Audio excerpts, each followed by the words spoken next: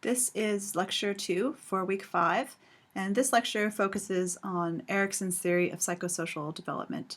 And this theory warrants its own lecture because we're going to keep returning to this theory as we look at lifespan development. So we'll see that in each period that we're looking at in HOS 121, there is one or more of a stage of Erikson's 8 stages that people, that he theorized people had to go through in terms of the development of their personality. So first, some key points or assumptions about Erikson's psychosocial theory of development. So first, the way that Erikson looked at personality was that personality is formed within a social context and through interactions with others. So we'll see in a minute, there are these different stages or crises that people go through at different points in their development, and they are distinctly social in nature. So they're about things like how we come to develop trust in others, or how we prepare the next generation, or how we develop intimate relationships. So it's really, it's an important one for our class because it really shows how these themes come together of social context, relationships, and identity and self, because Erikson's theory kind of encapsulates all three of those about how we form who we are, ourselves and our personality, through our relationships and the social context that we participate in. Second, Erikson saw that personality development does not end in childhood or young adulthood, that we actually continue to have opportunities for growth and for change throughout the lifespan. And so it really is a lifespan development type of theory. It takes that perspective that we talked about in week 1, that there's continuity and there's change, and that development is not something you get over and done with by the time you're done with childhood. It's a continual unfolding. And then third, Erikson maintained that personality developed in a predetermined order and that it builds upon previous stages. And so, this is often described as the epigenetic principle of Erikson's theory, that the principle says that we develop through a predetermined unfolding of our personality in these 8 stages that we're going to look at. And our progress through each stage is in part determined by our success or lack of success in the previous stage. So, failure to complete a stage can lead to a more unhealthy personality and a more unhealthy sense of self. But Erikson points out and argued that each of these stages of the process occurs throughout the lifetime in one form or other. So it's not like we just form trust in early childhood and then that's it. We continue, to have a process around forming trust later in life. So all of these are happening in one form or other throughout the lifespan.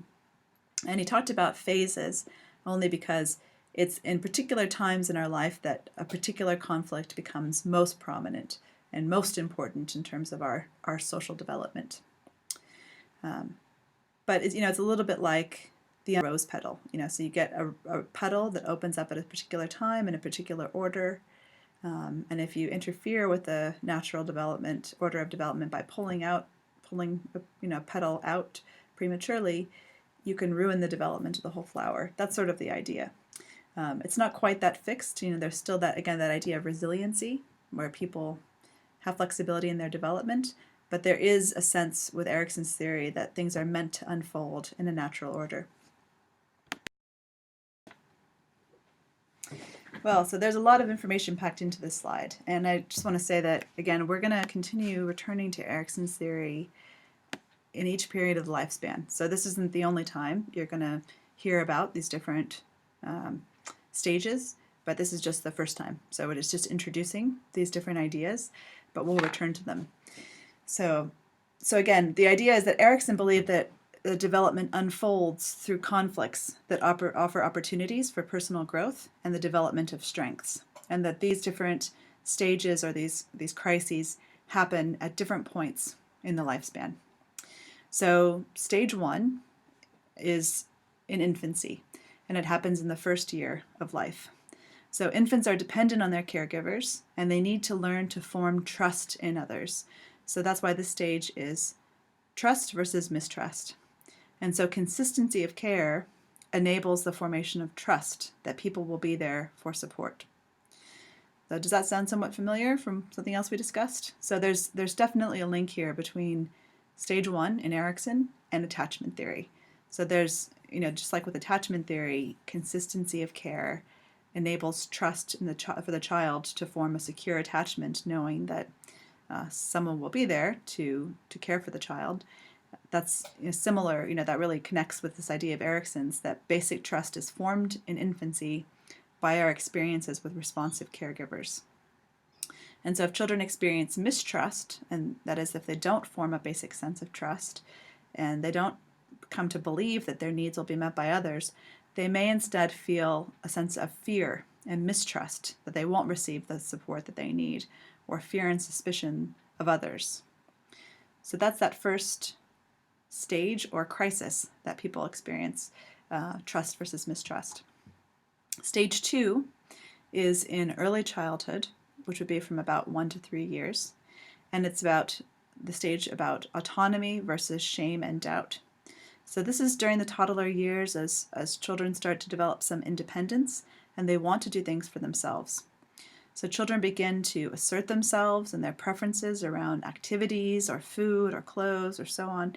This is, if you've been around a toddler, this is the me do it stage.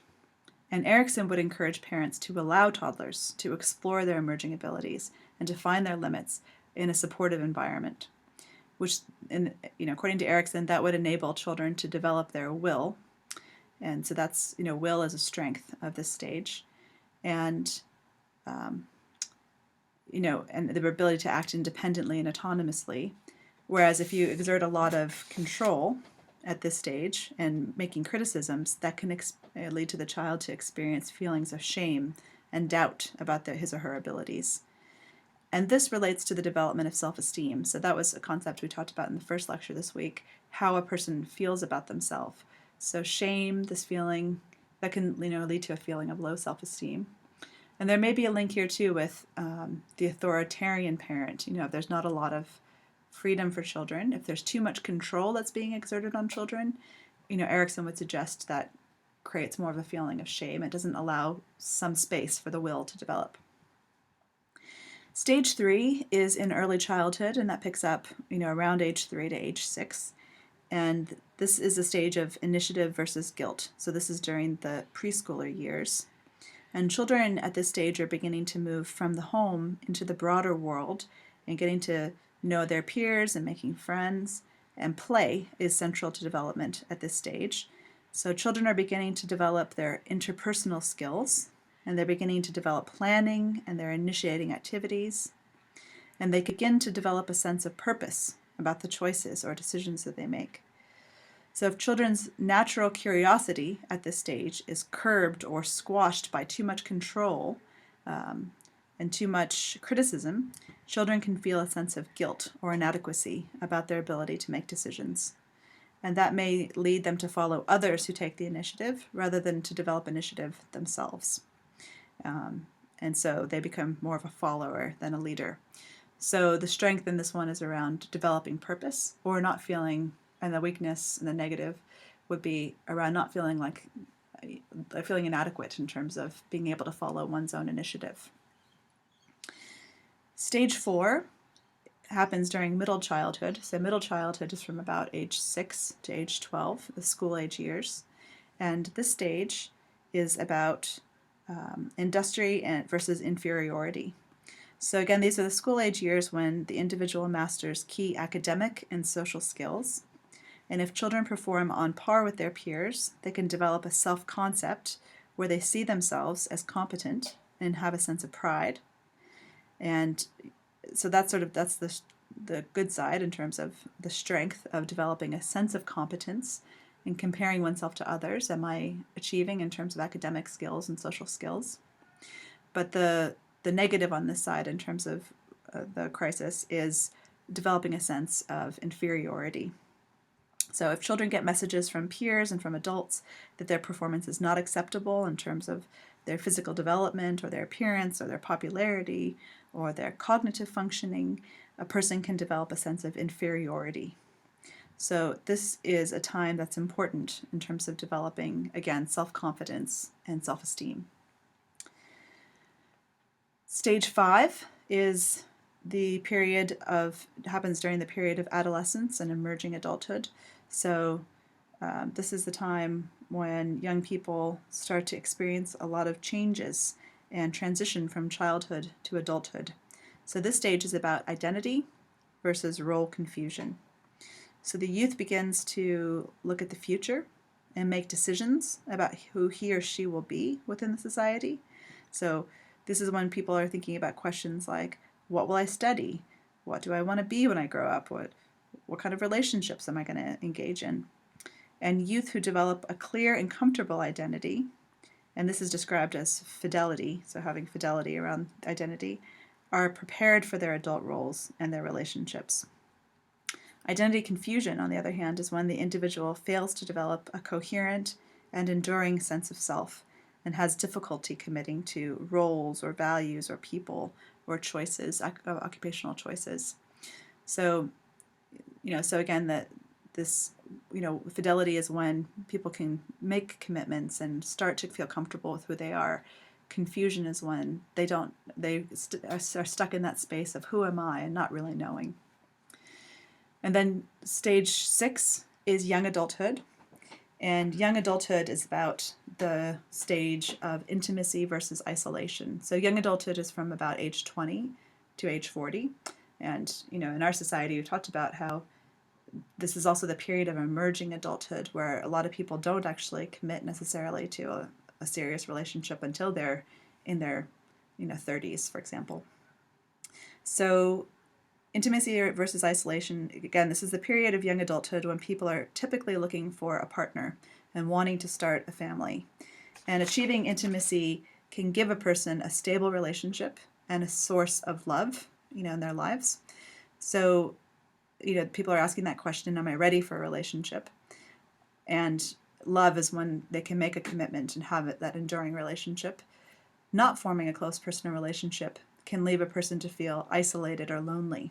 And you might think about, maybe there are people that you've known, sometimes when age 40 is looming and people aren't in a committed relationship, they can feel very strongly this crisis around intimacy versus isolation. And then stage 7, middle adulthood, so that's the period from about 40 to 65, is the period of generativity versus stagnation. So for those who have achieved the previous stages, often they've got a career and a family, so that, sort of figuring out during adolescence and emerging adulthood, this is what I want to commit to in terms of, a career, a vocation, an area of study. Young adulthood, this is a relationship I want to commit to. So for people who have made those commitments, then, very often this is a very productive time in life when people are really making their mark in terms of career. They're focusing on relationships, having relationships with their own children and grandchildren. And generativity is about wanting to leave a legacy to the next generation. So helping one's own children and grandchildren, or giving to the younger generation in some other way, like through one's work or through community service. But people who don't give it back to society may experience a feeling of stagnation. So stagnation is, have I left my mark? I don't really feel like anything I'm doing is making a difference in this world. And that's the feeling of stagnation, not feeling really productive. And then stage 8 is integrity versus despair. So that occurs during older adulthood, and that goes through to the end of life. So older adulthood starting around the age of retirement, moving on through the end of life. And this is a time when people are slowing down, because they're retiring, they're reflecting on their lives. And, we'll talk about, when we talk about older adulthood, people often do a life review, informally, and just think about their lives and the way that they have lived up to that point. And in reviewing one's life, people can come to feel that there is a sense of integrity about how they've lived their lives, and that they basically have achieved what they wanted to achieve, and they've come to a place of wisdom about life. Whereas others may look back and feel dissatisfaction about their lives and not achieving what they wanted, or even a feeling of despair that they haven't lived the life that they want. And this connects to another concept we talked about in the first lecture, which is narrative identity.